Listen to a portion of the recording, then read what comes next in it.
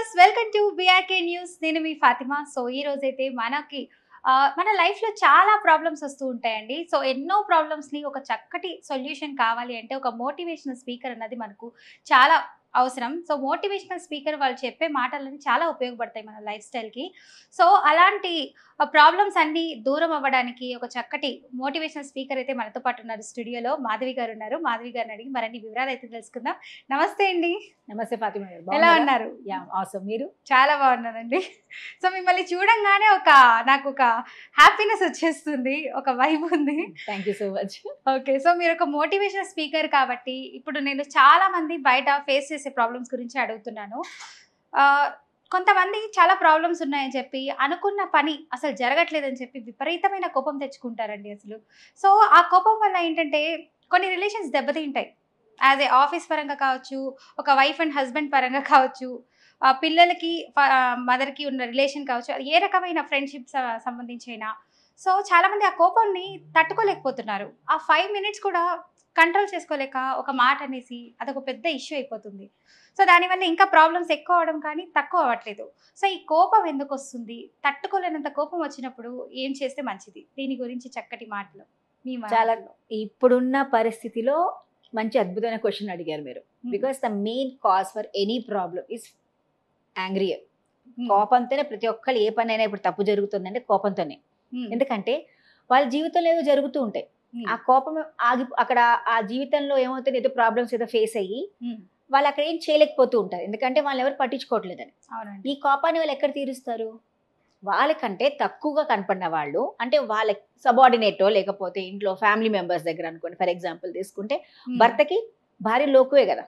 అంటే మనం అలా చెప్పట్లేదు, చెప్తున్నాం. Because they feel it like that. అదే గ్రాంటెడ్ గా తీసేసుకుంటారు భార్యని.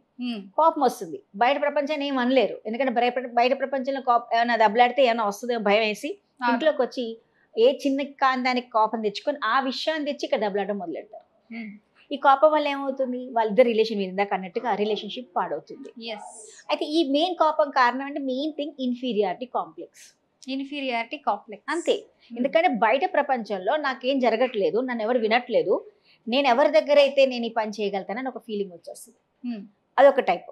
ఇంకొకటి కోపం రావడానికి కారణం ఏంటంటే తను ఎవరు వినకపోతే, దాన్ని ఎవరిని అర్థం చేసుకోకపోతే. ఇంత చెప్తున్నాను కానీ నన్ను అర్థం చేసుకోలేకపోతున్నారని ఒక ఫీలింగ్. అదొకటి మనిషిని కోపం తెప్పిస్తుంది. కానీ కోపం ఎక్కువ ఆడవాళ్ళ కంటే మగవాళ్ళలోనే ఎక్కువ ఉంటుంది మేడం. ఎస్, ఎందుకంటే ఆడవాళ్ళకి ఎమోషనలీ చాలా స్ట్రాంగ్ ఉంటారు మ్యామ్. అంటే మనందరం వీక్ అంటారు కానీ no, we are very strong in ఎమోషనల్గా. ఎందుకంటే మనం అర్థం చేసుకోవడానికి ప్రయత్నిస్తాం. చిన్న సిచ్యువేషన్ నేను తీసుకుంటా. ఓకే, చిన్న సిచ్యువేషన్. ఒకరోజు భర్త ఆఫీస్లో చాలా టెన్షన్గా, ఆఫీస్లో బాస్ తిట్టాడని చెప్పి చాలా టెన్షన్గా ఇంటికి వస్తాడండి. ఇంటికి వచ్చిన వెంటనే ఆ రోజు భార్య అద్భుతమైన వంట చేసి పెట్టింది. ఆ రోజు వాళ్ళ మ్యారేజ్ డే, చక్కటి వంట చేసింది. చేశాక భర్త ఆఫీస్ ఉన్న టెన్షన్తో ఇంటికి వచ్చేసాడు. ఇంటికి వచ్చిన వెంటనే ఆఫీస్ కోపం ఉంది, బాస్ దగ్గర ఏం అనలేకపోయాడు. ఎందుకంటే జాబ్ పోతుంది అక్కడ ఉంటే, అరిస్తే. ఇన్నేళ్ళు కష్టపడ్డాడు కాబట్టి అదొక భయం. ఇంటికి వచ్చిన వెంటనే భార్య పక్కనే కనపడింది. ఏమంటే భోజనం చేద్దాం రండి అంటే ఆ కోపం ఇక్కడ తీర్చేశారు. నిజంగా అసలు ఎప్పుడు తిండేనా ఇంకేం అయిపోయిందో మీకు అర్థమైంది కదా. వెంటనే ఇలా అనేస్తారు. పాప అక్కడ ఇంటెన్షన్ అతను కాదు, అది అతని మనసులో ఉంటుందేమో భార్య అనేదో ఉంటుంది. కానీ అక్కడున్న కోపం ఏం తీర్చాలి, అతను ఇక్కడ తీర్చాలి. ఇప్పుడు తీర్చలేక పాపం భార్యలు బలైతేనే అనుకోవచ్చు. Depends upon how she carries.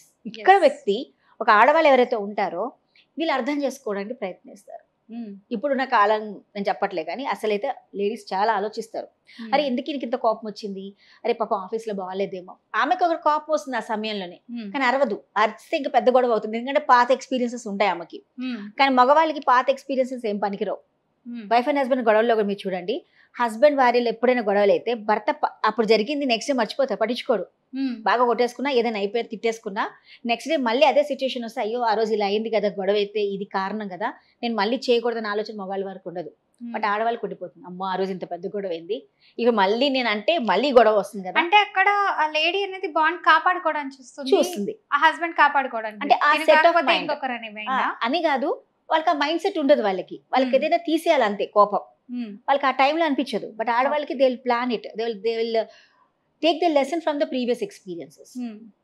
దాన్ని వాళ్ళకి ఇంప్లిమెంట్ చేసి అమ్మో ఇప్పుడు నేను చేస్తే మళ్ళీ గొడవ అవుతుందని అర్థం చేసుకుని పక్కకి వెళ్ళిపోతుంది. తర్వాత ఆయన కూలేక ఆయనే మారుతాడులే, లేకపోతే ఆమె అరిచేసి వెళ్ళిపోతుంది. దట్ డిపెండ్స్ అపాన్ ఆ కోపం కారణాలు ఏంటో మనం తెలుసుకోవాలి. ఓకే.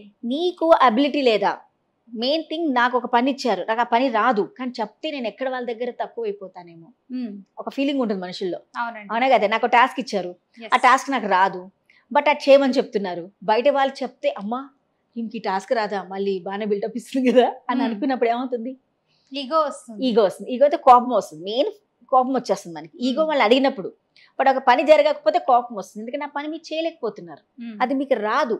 రానప్పుడు మిమ్మల్ని చేయమన్నప్పుడు చెప్తేనేమో వాళ్ళు ఏమైనా అనుకుంటారు, ఈగో అడ్డం వచ్చింది. ఈ అన్నిటి కాంబినేషన్ కోపం బయటకు వచ్చింది, ఆ ఫ్రస్ట్రేషన్ బయటకు వస్తుంది, కోపం వచ్చేస్తుంది. సో ఈ కోపం వల్ల ఎవరికి నష్టం, అది అర్థం చేసుకున్నప్పుడు ఈ కోపాలు రావు. ఈ కోపం వల్ల నాకే నష్టం జరుగుతుంది, పక్కవాడు హ్యాపీగానే ఉంటాడు, వాళ్ళకి ఏం ప్రాబ్లమ్స్ రావు. నా కోపం తెప్పించినంత మాత్రం వాళ్ళకి ఏం ప్రాబ్లం, వాళ్ళకి ఏం రీజన్స్ లేవు, ఏమీ లేవు. బట్ ఎక్కడ కోపం వచ్చి నేను చేసే డిసిజన్లో నాకు తప్పు జరుగుతుంది అక్కడ, అది నాకు తెలుసు. బట్ తెలిసి కూడా మనం తెలుసుకోకుండా పని ప్రయత్నిస్తూ ఉంటాం. సో కోపం అన్నది, మీరు ఆ కోపంలో ఉన్న ఏ పని చేసినా, అంటాం కదండి అతివృష్టి అనావృష్టి, ఎక్కువగా ఆనందంగా ఉంటే కూడా ఒక డిసిజన్ చేయకూడదు, ఎక్కువగా కోపంగా ఉన్నప్పుడు ఒక డిసిజన్ తీసుకోకూడదు. Both are things are extremes. మరి ఏ టైంలో డెసిషన్ తీసుకుంటే cool mind, you have to cool down your mind. ఆ సమయంలో just think of the possibilities. కోపంలో మీరు ఒక పని చేసేస్తారు, దానికి మీకు అక్కడ ఏం ఉండదు, అవకాశాలు ఉండదు. ఆ రిలేషన్షిప్ బ్రేక్ అయిపోయింది, ఆ కాంట్రాక్ట్ బ్రేక్ అయిపోయింది, దానివల్ల ఆ పర్టికులర్ ఆ సమయంలో ఏదైతే జరగాలనుకున్న పని ఆగిపోయింది, కోపం వల్లే కదా. అవునండి. మీరు ఎన్ని సిచ్యువేషన్స్ తీసుకోండి, మన లైఫ్ లో చాలా జరుగుతూ ఉంటాయి. చిన్న సిచ్యువేషన్, రీసెంట్ గా నేను నేను డిగ్రీ చదివేటప్పుడు మా ఫ్రెండ్ ఒక ఆమె ఉండేది, వాళ్ళ నాన్నగారు ఏదో తిట్టారని చెప్పేసి ఆమెకి ఇంట్రెస్ట్ అయిన మ్యాథ్స్ ని వదులుకొని బైపీసీ చేసింది. బట్ షీ వాజ్ డన్, ఆమె ఇష్టం ఆమె చేసింది, కోపం. నేను బైపీసీయే, బట్ నాకు ఇష్టమని నేను చేశా, అది మా నాన్నగారి మీద కోపం ఉండి బైపీసీ చేసింది. దానివల్ల ఏమైపోయింది, when she was doing her BiPC she was not able to pass, 3-4 years fail అయిపోయింది. Then she stop the education. అంటే నువ్వు కోపంలో తీసుకున్న డెసిజన్ చాలా ఇంపాక్ట్ క్రియేట్ చేస్తుంది. ఆ టైం కోపం వచ్చింది, మా నాన్న నన్ను వద్దంటున్నారు, ఇలా చేయమంటాను, కోపంగా తీసుకుంది. But what is the end result, దాన్ని ఆమె నిలబెట్టలేకపోయింది. ఆ టైంలో, ఆ క్షణంలో వచ్చిన కోపం అండి. ఆ 1 minute కూడా చాలా వాల్యుబుల్, చాలా ఆలోచించి డెసిషన్ తీసుకోవాలి. అంతే. ఇప్పుడు మీరు కాలేజ్లో సూసైడ్లు ఎందుకు జరుగుతున్నాయి, మనందరూ అనుకుంటున్నాం చదువుల కోసమా, కాదు, ఫెయిలియర్స్, లవ్ ఫెయిలియర్స్, కోపం నన్ను ఎందుకు వద్దంది. అంతేగాని అరే నేను ఎందుకు వద్దంది తెలుసుకో, నీళ్ళు ఏం క్వాలిటీస్ తగ్గా చూసుకో ఒకసారి. మేబీ దట్ ఈస్ ఆల్సో ఫ్యాక్టే కదా, నాకు కోపం వచ్చింది, నాకు ఎందుకు కోపం వచ్చింది, ఎందుకంటే నాకు ఆ క్వాలిటీ లేదు నాలో, అది గుర్తుకొచ్చినప్పుడల్లా నాకు కోపం వచ్చేస్తుంది. నేను చేయలేకపోతున్నాను అన్నప్పుడల్లా నాకు కోపం వచ్చేస్తుంది. అప్పుడే నెగటివిటీ తీసుకోలేకపోతున్నా. కరెక్ట్, ఆ నెగటివిటీ మనం తీసుకోలేం. ఆ కోపం వస్తుంది, ప్రతి ఒక్క మనిషికి రావాలి. నవరసాలు ఇవన్నీ మన జీవితంలో అన్నీ ఉండాల్సిందే, కోపం లేకపోతే నువ్వు ఎదగవు. ఎందుకంటే ఒకసారి కోపంగా ఆ పని చెయ్యాలన్న తీసుకున్నప్పుడు నువ్వు ఎదుగుతావు, కానీ దాన్ని ఎలా యూజ్ చేసుకోవాలో తెలుసుకోవాలి. ఆ భయాన్ని, ఎగ్జామ్ అంటే భయం, భయపడిపోయి చదవకుండా మానేస్తావా, భయంలో పాస్ అవడానికి చదువుతా నీ చేతిలో ఉంది.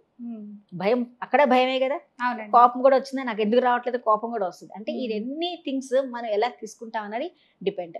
సో యాంగర్ మేనేజ్మెంట్ అన్నది చాలా చాలా జాగ్రత్తగా చేయాల్సిన టాపిక్, సబ్జెక్ట్ అది. అది అర్థం చేసుకోవాల్సింది ఏంటంటే, ఎందుకు కోపం వస్తున్నాలో, ఈ కోపానికి కారణాలు ఏంటి, దీనివల్ల నాకేం లాస్ అవుతుంది, నేను అంటే వాళ్ళకి ఏం లాస్ అవుతుంది, నిజంగా ఇలా చేస్తే దీనివల్ల ఇద్దరికి మంచి జరుగుతుందా, ఎవరికి మంచి జరుగుతుంది, ఎవరికి చెడు జరుగుతుంది. ఎవరికి మంచి జరుగుతుంది తెలియదు నాకు, కానీ చెడు మాత్రం మనకు జరుగుతుంది. ఎందుకంటే ఆ ప్రాబ్లం నేనే ఫేస్ అవుతా, ఆ కోపం వచ్చాక అది అవుతుంది. దాన్ని మనం మేనేజ్ చేసుకోవడానికి చాలా టెక్నిక్స్ ఉంటాయి, అది మనం ఫాలో అయ్యామనుకోండి, గ్యారంటీ దీని నుంచి బయటకు రావచ్చు. ఓకే.